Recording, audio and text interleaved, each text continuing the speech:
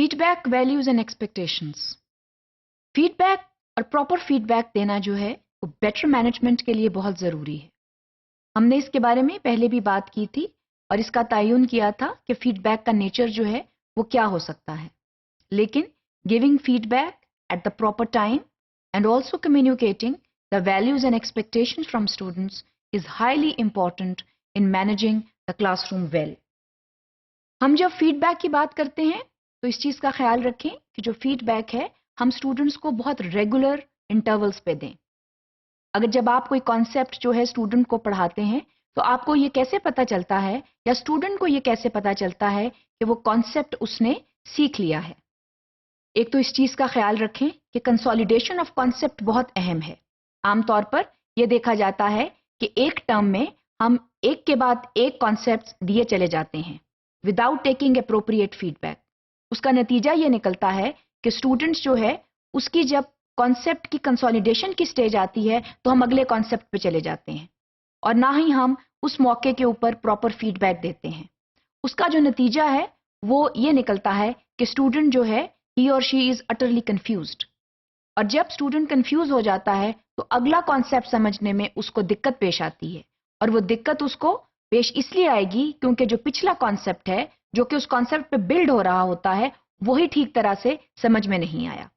اور یہ اسی صورت میں سمجھ میں آ سکتا ہے جب آپ پراپر کنسالیڈیشن کریں گے اور ہر کانسیپٹ کے بعد پراپر فیڈ بیک دیں گے. تو فیڈ بیک کا دینا بہت اہم ہے اور فیڈ بیک کا اور کلاس روم مینجمنٹ کا بہت کلوز لنک ہے.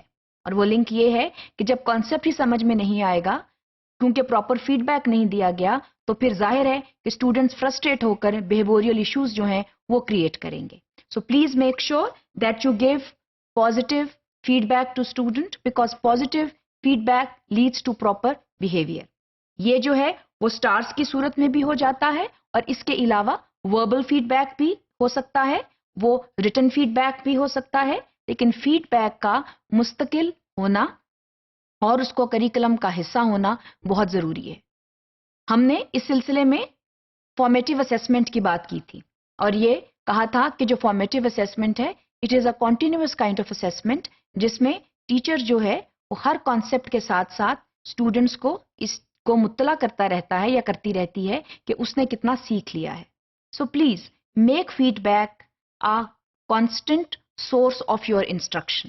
یہ بے حد ضروری ہے کیونکہ اسٹوڈنٹس کے لیے یہ جاننا بہت ضروری ہے کہ وہ کانسیپٹ سیکھنے میں کہاں کھڑے ہیں, کس سٹیج کے اوپر ہیں اور انہیں آگے اور کتنا بڑھنا ہے. سو class room instruction curriculum is they are linked with management through the feedback also. Feedback جو ہے اس کو اپنی انسٹرکشن کا ایک قیمتی حصہ بنائیے اور اس کے ساتھ ساتھ اس چیز کا خیال رکھیں کہ جب آپ اسٹوڈنٹس کو فیڈ بیک دے رہے ہیں تو automatically you are creating a positive link between yourself and your students. So that linkage is also very important. عام طور پر دیکھا یہ جاتا ہے کہ ٹیچر اور اسٹوڈنٹ کا جو ہے وہ لنکیج ایکڈیمک لنکیج جو ہے وہ صحیح طور پہ ڈیولپ نہیں ہو پاتا because there is lack of feedback, there is lack of communication between the teacher and the student.